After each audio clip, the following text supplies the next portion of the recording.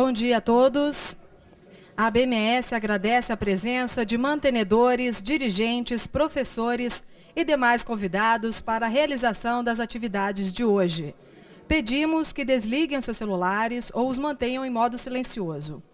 Como é de conhecimento de todos os senhores, com a realização dos seminários mensais, a associação cumpre o seu papel de criar espaços de debate sobre temas de interesse das instituições de ensino superior associadas e de assessorá-las no desenvolvimento de suas atividades institucionais. A BMS espera que as IES se juntem a nós neste esforço, enviando seus representantes aos eventos, apresentando contribuições, sugerindo temas como forma de fortalecer e de legitimar nosso trabalho. Um esforço conjunto em benefício de todos. Aproveitamos esta oportunidade para convidá-los para a 8ª edição do Congresso Brasileiro da Educação, que acontecerá nos dias 14 e 15 de maio no Rio de Janeiro. O tema deste ano será Brasil, Realidade e Tendências para a Educação Superior. As inscrições podem ser feitas pelo site cebesp.com.br, com desconto especial até o dia 31 de março. Antes do início do seminário, avaliação dos cursos de Direito no Brasil, atual conjuntura e questões prospectivas, temos a satisfação de anunciar mais um lançamento da BMS Editora, que traz publicações já consolidadas nacionalmente, com ampla divulgação entre os associados, entidades congêneres, órgãos governamentais ligados à educação, órgãos de pesquisa e também entre pesquisadores e professores. Hoje a BMS lança a publicação Perspectivas do Desenvolvimento da Educação Superior e a Contribuição do Setor Privado. Este trabalho, que resultou de um longo processo de debates coordenado pela BMS durante o período das eleições 2014, contém as principais demandas do ensino superior particular, reunidas em 3 eixos: efetiva representatividade e participação do setor no Sistema Federal de Ensino, celeridade na tramitação dos processos de regulação e supervisão das instituições de ensino superior, IES, no âmbito do MEC, e reformulação do sistema de avaliação. Tendo-os como referência, a BMS reuniu-se com as representações dos principais partidos políticos e com os respectivos coordenadores dos programas de educação dos candidatos, realizou seminários e analisou, com a contribuição de especialistas, os resultados para fundamentar as principais reivindicações do setor privado. Trata-se de um trabalho que retrata com profundidade e rigor o momento histórico pelo qual passa a educação brasileira. O conteúdo pode ser acessado no site da BMS, abms.org.br. Daremos início agora ao seminário Avaliação dos Cursos de Direito no Brasil, atual conjuntura e questões prospectivas.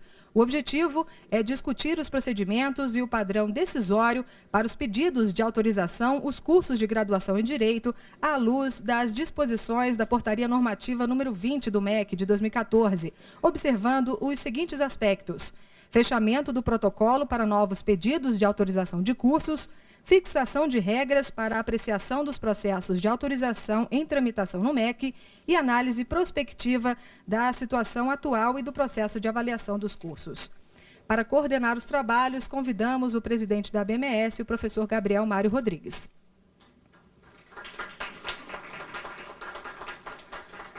Convidamos para compor a mesa deste seminário a secretária de Regulação e Supervisão da Educação Superior do MEC, Marta Wendel Abramo.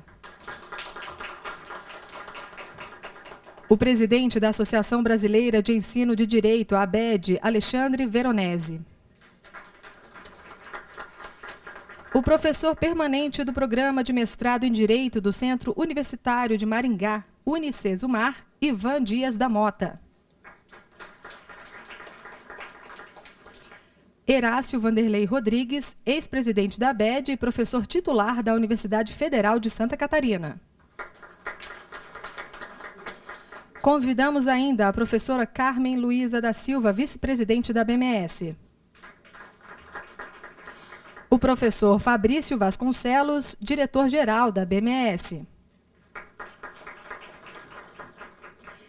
Gostaríamos de registrar a presença neste evento do secretário-geral da ABED, professor Otávio Luiz Rodrigues. Após as exposições, nós faremos um debate e pedimos que os presentes encaminhem as perguntas por escrito, utilizando os formulários que se encontram nas pastas. Os internautas que nos acompanham ao vivo pela internet no endereço abms.tv.br também podem participar enviando seus comentários. Lembramos que o material apresentado no seminário estará disponível no site da ABMS, bem como os arquivos de áudio e vídeo. Ao agradecer a participação de todos, convido para fazer uso da palavra o professor Gabriel, que dará início aos trabalhos. Bom dia para todos. Satisfação mais uma vez da ABMS de receber vocês para nós discutirmos nesta manhã dentro dos seminários mensais que a entidade faz, a avaliação dos cursos de Direito no Brasil, atual conjuntura e questões. Como eu tenho um compromisso de uma reunião do Fórum logo às 10 horas, eu vou passar a presidência dos trabalhos, a coordenação dos trabalhos para a minha vice-presidente, a Carmen Luiza da Silva. Mas, ao me despedir, eu quero registrar e agradecer a presença da professora Marta Abramo, do professor Alexandre Veronese, do Ivan Dias da Mota e do Horácio Vanderlei Rodrigues. Satisfação imensa de termos vocês aqui, para que nós possamos, na manhã, discutirmos essa importante questão que é a avaliação dos cursos de Direito. Muito obrigado e que amanhã seja proveitosa.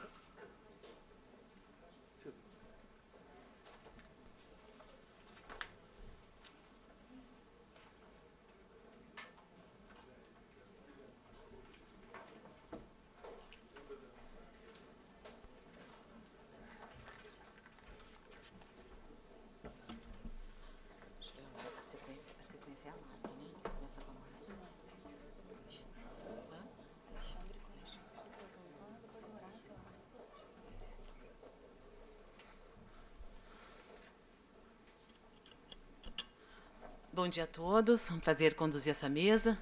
Eu vou imediatamente então passar a palavra ao professor Horácio Alexandre. Professor Alexandre, aqui do meu lado. Opa, um pouco confusa no começo de tudo. Professor Alexandre, por favor. Bom dia a todos. Em primeiro lugar, eu gostaria de agradecer ao professor Gabriel, à professora Carmen e a professora Cecília, pela gentileza de a gente montar esse evento em parceria com a ABMS. A Associação Brasileira de Ensino do Direito é uma entidade que reúne pesquisadores e professores da área da educação jurídica, muito interessado em ter esses debates com as suas entidades irmãs do setor de educação superior como um todo. Na verdade, para eu já começar a exposição? Não, né? Bem, então, enfim. Então, enfim, eu gostaria muito de agradecer também ao Ivan, à Marta, ao Horácio, por estarem nesse evento aqui com a gente. E eu preparei uma pequena apresentaçãozinha que deve ser projetada aí para vocês, para a gente começar, então, essa exposição. Essa apresentação ela vai ter um roteiro no qual fala um pouco da conjuntura mais ampla, ou seja, então vamos lá, pode passar a lâmina.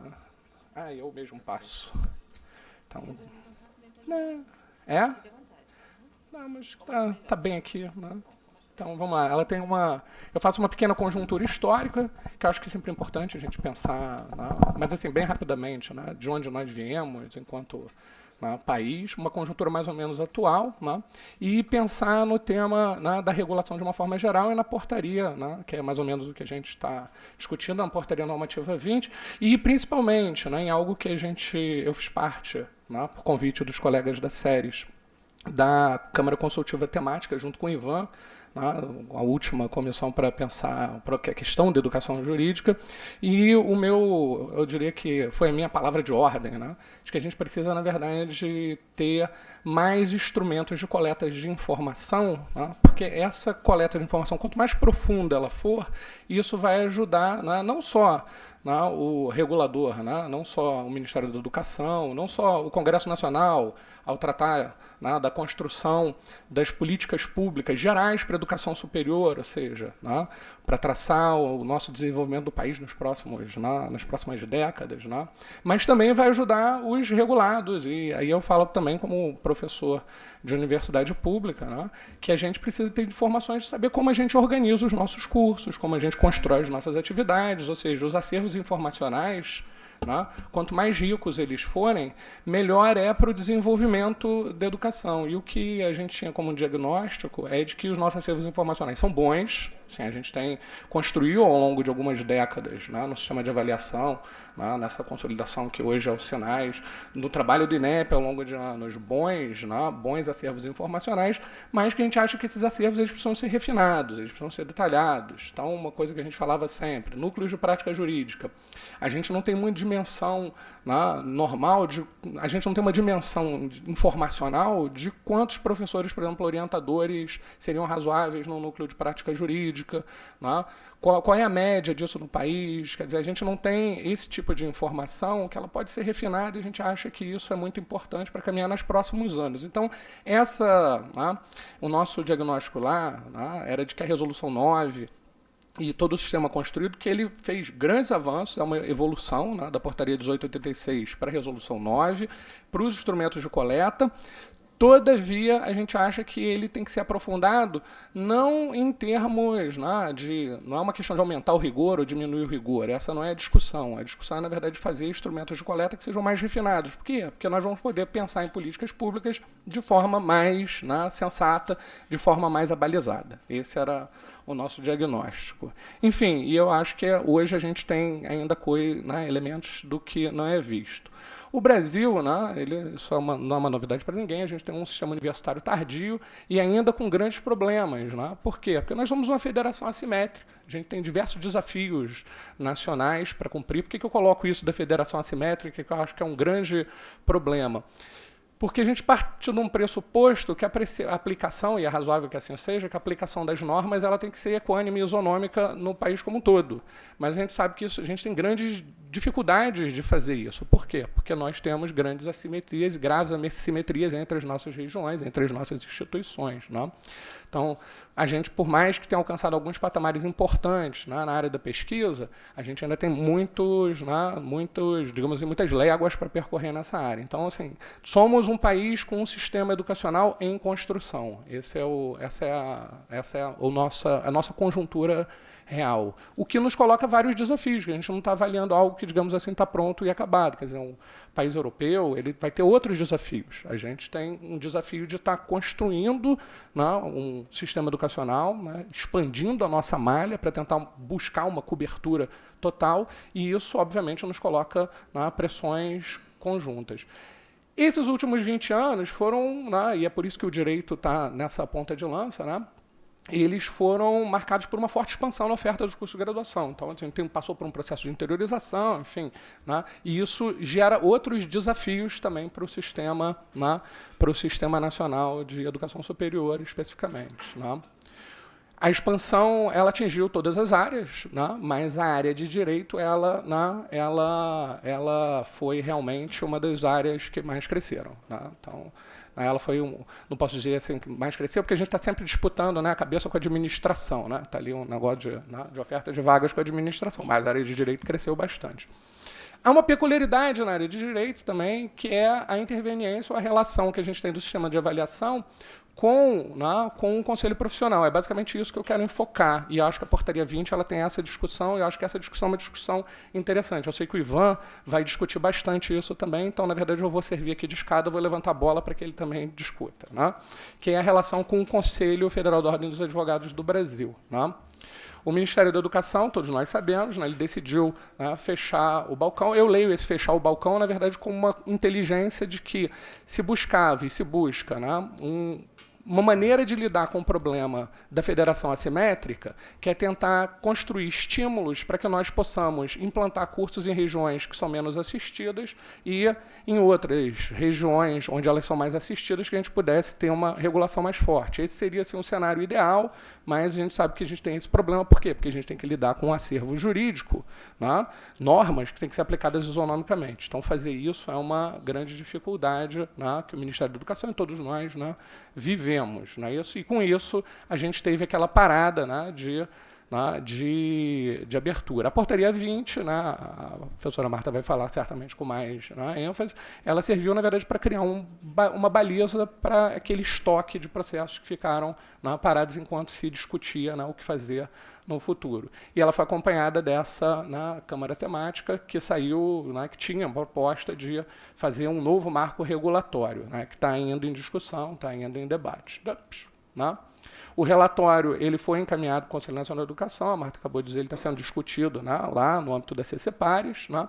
Ainda não tem grandes inovações, eu imagino que ele não vai gerar também grandes inovações, ele tem essa perspectiva, mas acho que uma discussão muito interessante que a gente deveria dar bastante atenção é a discussão do estágio, né, em direito. Esse é um grande, a gente discutiu isso dentro da CCT, né, e é um dos grandes dilemas, né, da formação jurídica, não só no Brasil, no mundo. Né, todo o debate sobre crises da educação jurídica nos Estados Unidos hoje está diretamente relacionado a esse problema, ou seja, de como você cria competências, né, num curso de pós-graduação, que é o curso deles, né, o JD, como o JD vai criar competências para que esse, né, e basicamente a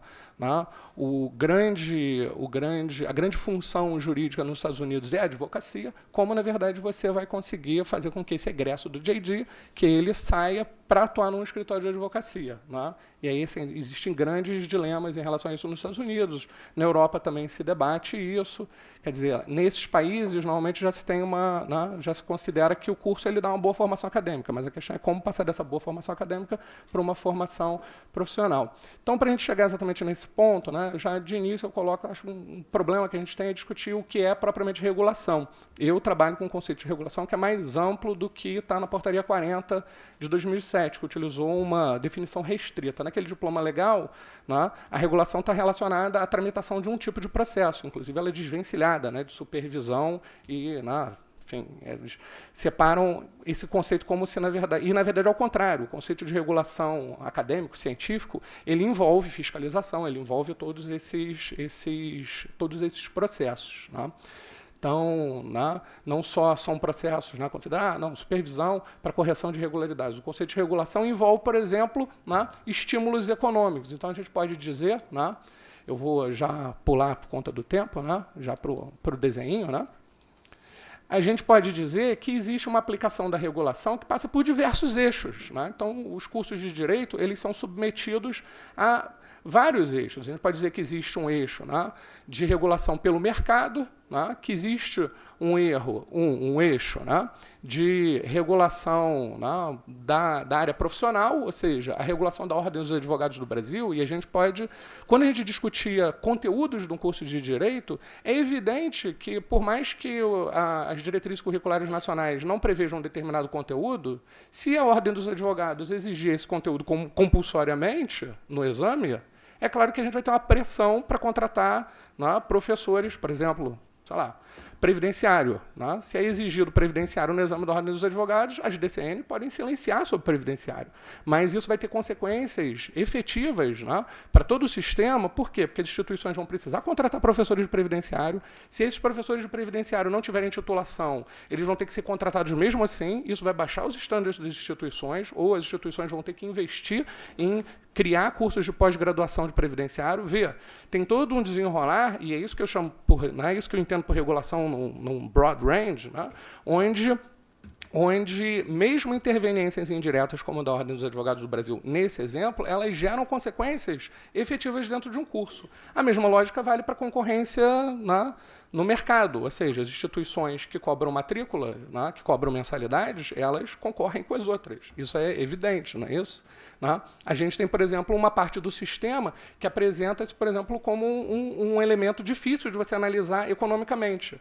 Né? A Universidade de Brasília oferece, em Brasília, 100 vagas que não cobram mensalidade. Evidentemente, isso gera um impacto concorrencial no mercado. Né? Na minha cidade de origem, né, no Rio de Janeiro, a gente tem uma amplitude de cursos de graduação públicos, né, na área de direito. Então, isso faz com que o sistema concorrencial ele também é difícil. As instituições que querem, por exemplo, capturar os melhores alunos, elas têm que oferecer bolsas, não é isso? Então, a Fundação Getúlio Vargas, o IBMEC, oferece bolsas para os vestibulandos de alta performance. A gente sabe que isso gera. Então, quando eu estou falando em regulação, eu estou pensando nisso. O ideal seria que o nosso sistema, né, que o nosso sistema de avaliação ele tivesse uma visão mais ampla, ele conseguisse visualizar essas dinâmicas econômicas, que ele pudesse visualizar essas dinâmicas administrativas, que a gente tivesse sistemas informacionais que dessem conta disso. Para quê? Para que aquele eixo central que está ali do MEC, que é o ponto verde lá de cima, para que ele pudesse, na verdade, fazer uma regulação mais eficiente, né, e mais cooperativa também com os demais atores no sistema. Ou seja, a gente não pode achar que a gente vai ter eficiência regulatória com menos informação conjuntural e prospectiva de qualidade. A gente precisa de informação conjuntural e prospectiva, né, de qualidade. Né? No caso da OAB, todos nós sabemos, né, que a OAB tem, né, essa, né, prerrogativa legal de colaborar com o aperfeiçoamento dos cursos jurídicos e opinar, né, previamente nos pedidos apresentados. Esse é o embasamento legal para a atuação, né, da Comissão Nacional de Educação Jurídica no âmbito do Conselho Federal da Ordem dos Advogados. Essa é uma discussão, tenho certeza que o Ivan vai trazer isso, que é no debate se a portaria, né, normativa 20, ela criou uma situação de um padrão decisório no qual haveria uma vinculação ou não. Direito administrativo, né, o ato jurídico vinculado, é aquele do qual o administrador tem uma margem muito restrita de discricionariedade. Né? Ou seja, na qual, né, o MEC, algumas críticas circularam em relação a isso, disseram, olha, então o Ministério da Educação está perdendo o poder decisório, porque está dizendo que está vinculando um padrão. Eu li a portaria, no meu entendimento, né, ela criou uma situação nova, mas que é interessante, que ela disse o seguinte, olha, ela reconheceu a existência, né, efetiva do parecer da Ordem dos Advogados como um elemento decisório, mas ela não, pelo menos no texto jurídico e na minha interpretação, ela não delegou nenhum poder e não há aí, na verdade, nenhuma vinculação no sentido de uma diminuição da margem, né, de uma margem decisória para o parecer. Né? Ou seja, os atos decisórios não têm vinculação ao parecer. Né? Eu fiz esse quadrinho, eu sei que o Ivan fez um quadrinho bem melhor do que o meu, entendeu? Porque a gente circulou, né? Todo mundo fez um quadrinho. Eu tenho certeza que eu vou começar com o primeiro quadrinho, que é o pior quadrinho. Então, isso vai ter uma evolução desse quadro, né? Ou seja, que ele vai ficar melhor, né? Então, mas basicamente é isso, ou seja, se vinculou, né, menos o que interessa do quadrinho, né, mas a questão é, se criou um padrão decisório, e isso é bacana, porque ele é passível de construção nesse tipo de quadros, né, ou seja, se as situações, né, se a situação, né, a conjugação dos indicadores de avaliação feitos pelo sistema de avaliação e, né, dos, né, pareceres da Comissão Nacional de Educação Jurídica, se eles vão gerar necessariamente uma vinculação da opinião. Como a portaria, acho que muito inteligentemente, coloca sempre o poderá, eu tenho cá para mim que, na verdade, não existe isso. Existe, no máximo, que a gente poderia dizer que um provável deferimento, um provável indeferimento, não seria algo como deferido, indeferido, imediatamente. Né? Por quê? Porque podem existir outros elementos supervenientes que não façam isso. Né? O padrão decisório foi uma coisa boa. Por quê? Porque a gente tem uma clareza na decisão. Ou seja, mesmo que seja uma provável, né, aprovação ou uma provável reprovação, a gente já tem uma tábua de proximidade, isso por si. Né? Não só para o regulador, dota o regulador de uma segurança, mas também, né, faz com que o regulado tenha uma expectativa, não é isso? Né? Diminui a sensação de caixa preta. Né? Então, ela criou, né, que esses cursos máximos, com parecer favorável ou desfavorável, podem ser aprovados, ou seja, não vinculou a decisão. Né? Houve o reconhecimento, na verdade, e isso é que é importante, porque esse é o meu argumento central, houve o reconhecimento da agregação de um acervo de informação. Esse é o ponto bom, né? Ou seja, né, a portaria normativa, né, ela reconhece que existe uma fonte produtora de um acervo informacional e que ele tem que ser levado em consideração dentro do processo decisório. Eu acho que isso é algo importante e a gente tem que entender prospectivamente isso para o futuro como uma evolução dos nossos processos decisórios, ou seja, da organização do sistema, que a gente tenha o reconhecimento de acervos decisórios. Se a gente puder expandir isso para outros pareceres, e outras informações, sempre dotar, na verdade, o processo decisório com mais informações é bom. O meu tempo acabou, então, mas eu vou só terminar as últimas lâminas para... A interveniência dos conteúdos, quer dizer, aquilo que eu estava falando, os concursos públicos, eles também, ou seja, eles também impactam na formação dos cursos de direito. A gente sabe que tem alguns cursos de direito no Brasil, inclusive, que estão se especializando e dizendo assim, nós somos o curso de direito preparatório para concursos, ao mesmo tempo somos um cursinho e ao mesmo tempo somos um curso de direito. Enfim, eu acho que esses processos hoje, os sistemas de aferição, essas influências no processo regulatório, na formação das nossas grades, que impactam na contratação do nosso corpo docente, esses elementos, eles hoje são ainda opacos. A gente tem que conseguir pensar isso e pensar em sistemas que são, que são mais refinados. E aí um bom exemplo é essa dos estágios profissionais, que a gente não conhece verdadeiramente, e é marcado por uma opacidade regulatória. E a gente tinha um problema ali, uma zona cinzenta tão difícil, que a gente teve um parecer em 2011 do Conselho Nacional de Educação, homologado, se não me engano, em 2012, que fez uma leitura de que o Conselho competente, lá na Resolução 9 de 2004, não era o Conselho Federal da Ordem dos Advogados do Brasil, que a gente tinha os conselhos, inclusive das seccionais, dizendo, olha, eu que fiscalizo o estágio, e isso era uma grande turbulência, diz que seria algum conselho de uma IES. Quer dizer, o Conselho Nacional de Educação certamente é o órgão, digamos assim, apto a fazer a interpretação própria dos atos regulamentares que ele mesmo expede, não é isso? Mas a gente pode entender que existia ali, mesmo na Resolução 9 de 2004, uma zona cinzenta. Eu tenho muitas dúvidas de saber se a Resolução 9 ela queria dizer isso, ou se ela queria falar de conselho da IES, ou ela estava falando de conselho profissional. Porque falar assim, conselho, esse conselho era conselho profissional ou era o conselho da IES? Então, assim, é claro, o Conselho Nacional de Educação, eu reitero, ele fez uma definição, a interpretação própria dele, de que o ato regulamentar expedido por ele mesmo quer dizer aquilo. Mas eu tenho dúvidas históricas se naquele debate de 2004 não estava se pensando, na verdade, nessa relação da Ordem dos Advogados diretamente dentro da formação da fiscalização dos conselhos. Enfim, eu acho que a gente tem que fazer processos onde a gente visualize essas informações de uma forma mais ampla. Ou seja, o Conselho de Regulação da Educação Superior, isso não vale só para o direito, ele tem que evoluir para que a gente firme meios de cooperação regulatória para subsidiar boas decisões. Ou seja, que o sistema de regulação ele perceba, e quando eu digo perceba, não é assim, é que ele extrai esses estoques informacionais, que ele integre esses estoques informacionais de maneira controlada dentro dos processos decisórios. Eu acho que esse é um caminho que a gente está trilhando e que eu acho que é importante que a gente evolua e tenha isso sempre atento, tenhamos atenção a isso para que no futuro a gente possa melhorar o Sistema Nacional de Educação Superior do país com esse pilar, de ter boas informações para, obviamente, criar boas decisões e criar um bom futuro. Não é isso? Muito obrigado aí.